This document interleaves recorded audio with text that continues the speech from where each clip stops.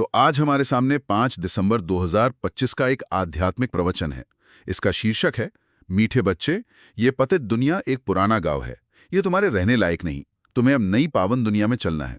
अब ये शीर्षक अपने आप में बहुत कुछ कहता है। चलिए इसकी गहराइयों में उतरते हैं और देखते हैं कि इसके मुख्य संदेश क्या हैं। बिल्कुल। इस प्रवचन को अगर हम देखें तो ये एक तरह का आध्यात्मिक एस्केप प्लान लगता है।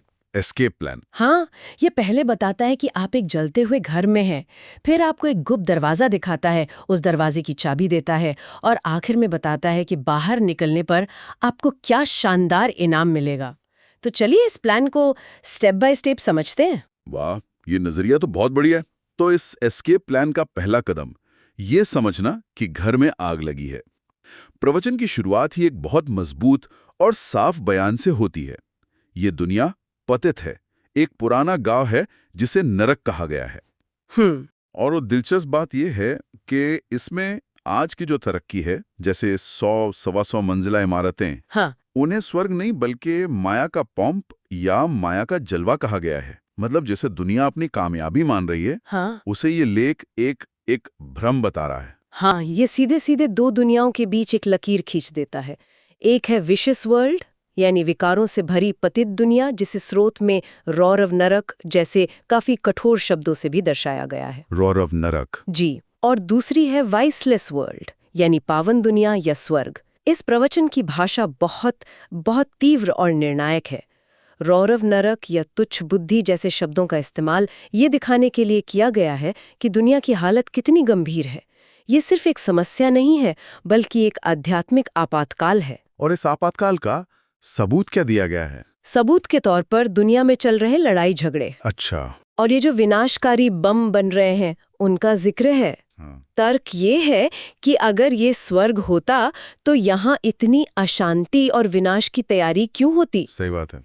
ये लेख कहता है कि आज के इंसान अपनी तुच्छ बुद्धि के कारण ये समझ ही नहीं पा रहे कि वो अपने ही विनाश की तैयारी कर रहे हैं और इसी को विकास मान बैठे हैं। ये तो दुनिया की एक बहुत ही निराशाजनक तस्वीर है, लेकिन इसमें एक बड़ा ही अनोखा मोड़ आता है।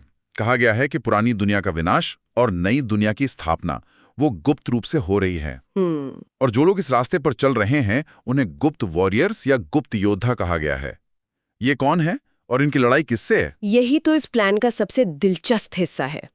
इन योद्धाओं की लड़ाई किसी देश से, किसी सेना से या किसी बाहरी दुश्मन से नहीं है। तो फिर उनकी लड़ाई है अपने ही भीतर के 5 विकारों से। अच्छा। क्रोध, लोभ, मोह, अहंकार। तो जहां बाहर की दुनिया एटम बॉम्ब बना रही है, वहीं ये गुप्त योद्धा अपनी आंतरिक बुराइयों पर जीत हासिल करने में लगे हैं। संदेश साफ है, बाहरी दुनिया का विनाश तो एक नतीजा है, असली लड़ाई तो भीतर की है और पवित्र बनना ही इस लड़ाई का सबसे बड़ा हथियार है। तो अगर समस्या इतनी बड़ी है, एक आध्यात्मिक आपातकाल है और लड़ाई भी आंतरिक है, तो इस स्थिति का हल क्या है? इस तनावपूर्ण माहौल से निकलने का रास्ता क्या बताया गया है? क्योंकि ये सब सुनकर तो कोई भी घबरा सकता है। बिल्कुल। और यहीं पर ये प्रवचन एक बहुत ही सरल, सीधा समाधान देता है। ये कहता है, अपने को आत्मा निश्चय कर बैठो और बाप को याद करो तो तुम्हारे सब दुख दूर हो जाएंगे। बस इतना ही। बस इतना ही? हाँ, यही इस एस्केप प्लान की चाबी है। सुनने में तो ये बहुत ही आसान लगता है। क्या ये वाकई इतना ही सरल है? इसे भारत का प्राचीन सहज राजयोग कहा गया है और दावा ये है कि यह ज्ञान 5000 साल पुराना है, जो अब फिर से दिया जा रहा है। इसका मूल सिद्धांत क्या है कि आत्मा अपने असली स्वरूप को भूलकर देह के अभिमान में आकर दुखी हो गई है। इसे एक बैटरी की तरह समझ सकते हैं। बैटरी। हाँ, जब आत्मा नहीं थी तो 100% चार्ज थी, सतो प्रधान। फिर 5000 साल की इस दुनिया की यात्रा में वो धीरे धीरे डिस्चार्ज होकर अब लगभग शून्य पर आ गई है, यानी तमो प्रधान हो गई है। प्रवचन के अनुसार बाप को याद करना ही इसे वापस चार्ज करने का एकमात्र तरीका है। और मुझे ये बात बहुत ध्यान खींचने वाली लगी कि इसमें साफ कहा गया है कि बहुत ज्यादा सवाल जवाब के जंगल में नहीं फंसना है। पहला कदम सिर्फ एक बात पर निश्चय करना है, तुम तो आत्मा हो, अविनाशी, बाप भी अविनाशी है, पतित पावन है। 1 मिनट, तो मतलब ये कहा जा रहा है कि पहले विश्लेषण मत करो, बस मान लो। हाँ, ये तो भरोसे की एक बहुत बड़ी मांग है। आज के जमाने में लोग हर चीज पर सवाल उठाते हैं। ये तरीका क्यों? देखिए, ये रणनीति कई हाई प्रेशर ग्रुप्स में देखी जाती है, चाहे वो सेना की ट्रेनिंग हो या कोई स्टार्टअप कल्चर। पहले मूल सिद्धांत पर विश्वास करो, बाकी सवाल बाद में। अच्छा। ये कार्यवाही के लिए एक तरह का पूर्वाग्रह पैदा करता है। इस लेख का तर्क ये है कि अगर मूल आधार यानी अल्फ या मैं एक आत्मा हूं और परमात्मा मेरा पिता है, ये पक्का हो जाए तो बाकी ज्ञान की इमारत उस पर आसानी से खड़ी हो सकती है। अगर नींव कच्ची हो तो हर बात पर शक और सवाल उठेंगे और प्रगति रुक जाएगी। इसीलिए जोर पहले निश्चय फिर ज्ञान पर है। ठीक है, तो आपके पास समाधान है याद की यात्रा, और एक तरीका है पहले निश्चय करो। लेकिन इस यात्रा पर आपका मार्गदर्शन कौन करेगा? यहीं पर एक और बिंदु आता है जो मुझे लगता है कुछ लोगों के लिए पचाना बहुत मुश्किल हो सकता है। कहा गया है तुम आज्ञाकारी बन, बाप दादा की मत पर चलते रहो। अगर इनके कहने से कुछ नुकसान भी हुआ तो भी रिस्पॉन्सिबल बाप है, सब ठीक कर देगा। ये तो भरोसे की एक अविश्वसनीय सीमा है। असल में लोग इसे कैसे कर पाते हैं? आपने बिल्कुल सही पकड़ा। ये इस मार्ग का सबसे चुनौतीपूर्ण और सबसे महत्वपूर्ण पहलू है। पहले तो बाप दादा शब्द को समझना होगा। ये एक बहुत ही खास शब्द है। क्या मतलब है इसका? इसका मतलब है परमात्मा शिव, जो निराकार आत्मा है, और प्रजापिता ब्रह्मा, जो उनके साकार माध्यम या रथ हैं। तो जब अनुयायियों को बाप दादा की बात मानने को कहा जाता है, हाँ। तो इसका मतलब होता है कि ब्रह्मा के मुख से निकला हर शब्द सीधे परमात्मा का आदेश है और उस पर अपनी बुद्धि नहीं चलानी है। लेकिन अपनी बुद्धि न चलाना, अगर कोई निर्देश गलत लगे या उससे नुकसान होता दिखे तब भी? ये तो व्यक्तिगत जिम्मेदारी के खिलाफ जाता है। क्या ये एक तरह की निर्भरता नहीं बना देता? अनुयायी के दृष्टिकोण से देखें तो ये निर्भरता नहीं बल्कि पूर्ण समर्पण है। इसके पीछे एक गहरा मनोवैज्ञानिक सिद्धांत काम करता है। वो क्या है? जब आप अपने फैसलों का बोझ और उनकी जिम्मेदारी किसी ऐसी सत्ता पर डाल देते हैं जिसे आप सर्वज्ञ मानते हैं, तो आप एक तरह के मानसिक बोझ से मुक्त हो जाते हैं। आपका पूरा ध्यान सिर्फ निर्देश का पालन करने पे केंद्रित हो जाता है। स्रोत में साफ लिखा है कि ये कोई मासी का घर यानी आसान काम नहीं है। ज्यादातर लोग अपनी मत चलाने लगते हैं और इसीलिए उनकी उन्नति रुक जाती है। समझ गया। ये एक असाधारण स्तर के समर्पण की मांग करता है। ये समर्पण की बात तो व्यक्तिगत स्तर पर समझ आती है, लेकिन जब इतने सारे लोग एक साथ इस रास्ते पर चलते हैं तो उनके आपसी रिश्ते कैसे होते हैं? मुझे लगता है प्रजापिता ब्रह्मा वाला विचार यहीं पे आता है ना? बिल्कुल, और ये बहुत ही क्रांतिकारी है। लेख में जोर दिया गया है कि सिर्फ ब्रह्मा नहीं बल्कि प्रजापिता ब्रह्मा लिखना बहुत जरूरी है। ये सिर्फ एक शब्द जोड़ने की बात क्यों है? क्योंकि ये एक शब्द पूरे सामाजिक ढांचे को बदल देता है। कैसे? ये सिर्फ एक उपाधि नहीं है, बल्कि एक बहुत ही चालाकी से बनाया गया सोशल री इंजीनियरिंग का तरीका है। अगर ब्रह्मा प्रजापिता यानी सभी मनुष्यों के पिता हैं, हाँ। तो उनके सभी बच्चे, जिन्हें ब्रह्मा कुमार कुमारियां कहा गया है, वो आपस में भाई बहन हुए। अच्छा। और जैसे ही आप सबको भाई बहन मान लेते हैं, तो काम विकार के लिए कोई जगह नहीं बचती। बिल्कुल, पवित्रता का नियम अपने आप लागू हो जाता है। वाह, तो ये एक नैतिक उपदेश नहीं है कि पवित्र बनो। ये तो एक सामाजिक संरचना बना दी गई है जिसमें अपवित्रता की गुंजाइश ही नहीं है। ये तो बहुत ही स्मार्ट तरीका एक नियम को स्थापित करने का। हाँ बिल्कुल, ये एक आचार संहिता की तरह काम करता है। अगर सभी भाई बहन हैं, तो आपकी दृष्टि और वृत्ति स्वाभाविक रूप से बदल जानी चाहिए। ये दुनियावी रिश्तों की परिभाषा को एक झटके में बदलकर एक नए आध्यात्मिक परिवार की नींव रखता है। लेख में इस बात पर अफसोस भी जताया गया है कि लोग इतनी सरल सी बात भी नहीं समझते, जैसे उनकी बुद्धि पत्थर की हो।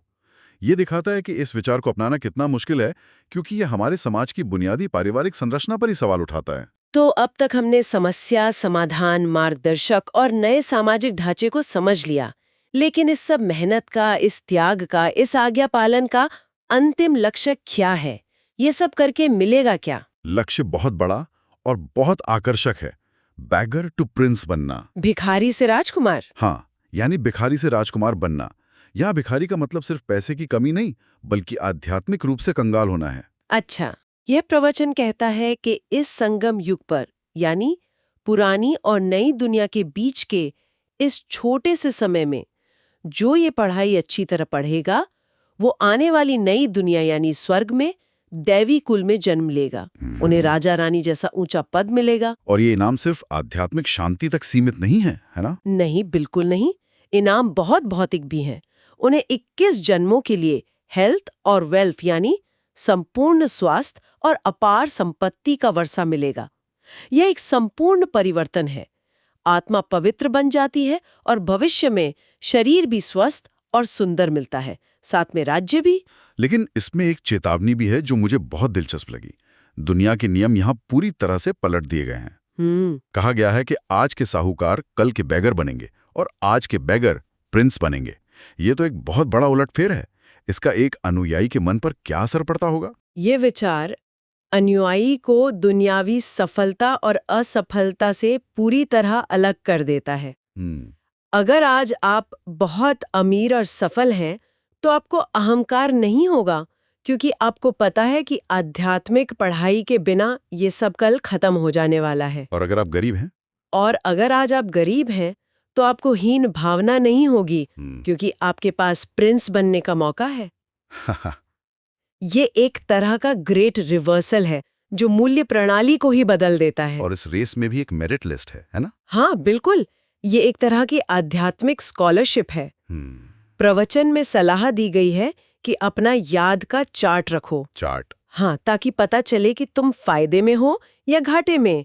ये एक तरह का रोजाना आध्यात्मिक ऑडिट है। अच्छा। और इनाम भी बहुत चुनिंदा लोगों के लिए है। सिर्फ 8 लोग ही मुख्य स्कॉलरशिप लेंगे जो विजय माला के पहले मन के बनेंगे। सिर्फ 8? जी। फिर 108 की माला बनेगी जिसमें राजा रानी और उनके करीबी सलाहकार होंगे। तो ये एक बहुत ही पदानुक्रमित मतलब हायरार्किकल संरचना है जहां आपकी मेहनत आपका भविष्य का पद तय करती है। ठीक है। तो ये सब सैद्धांतिक बातें तो बहुत ऊंची और बड़ी हैं, लेकिन रोजमर्रा की जिंदगी का क्या? दुनियावी रिश्ते, बच्चे, परिवार, इन सब बंधनों का क्या करना है? इस पर लेख में कुछ ऐसी सलाह दी गई है जो सुनने में, सच कहूं तो, बहुत कठोर लगती है। आप शायद उस उदाहरण की बात कर रही हैं जहां बच्चों के बंधन को काटने की युक्ति बताई गई है। हाँ, वही। उसमें कहा गया है कि अगर बच्चे बंधन महसूस होते हैं तो सोचो कि कल अगर मैं मर गया तो इन्हें कौन संभालेगा? कोई ना कोई तो निकल ही आएगा। पैसे से नर्स भी रखी जा सकती है। ये सुनकर तो कोई भी चौंक जाएगा। अपने बच्चों से भी भावनात्मक रूप से इस तरह अलग हो जाना, ये तो त्याग की पराकाष्ठा है। ये सुनने में कठोर जरूर लगता है, लेकिन ये मरजीवा जन्म की धारणा पर आधारित है। मरजीवा जन्म? हाँ, जिसका मतलब है जीते जी मर जाना। इसका मतलब शारीरिक मृत्यु नहीं, बल्कि पुरानी दुनिया, पुराने रिश्ते और पुराने देह अभिमान से अपनी बुद्धि को हटा लेना है। तो ये एक मानसिक अलगाव है? बिल्कुल, एक मानसिक और भावनात्मक अलगाव। इसके पीछे का उद्देश्य ये है कि आपकी व्यक्तिगत जिम्मेदारियां आपकी आध्यात्मिक सेवा के रास्ते में बाधा न बने। अगर आपकी बुद्धि बच्चों के मोह में फंसी रहेगी तो आप पूरी दुनिया के कल्याण की सेवा कैसे कर पाएंगी? तो ये प्राथमिकताएं तय करने की बात है। हाँ। अपने छोटे परिवार के मोह को छोड़कर एक बड़े विश्व परिवार की सेवा को चुनना। सही पकड़ा। और ये सिर्फ खुद के लिए नहीं है, बल्कि दूसरों को भी यही रास्ता दिखाना है।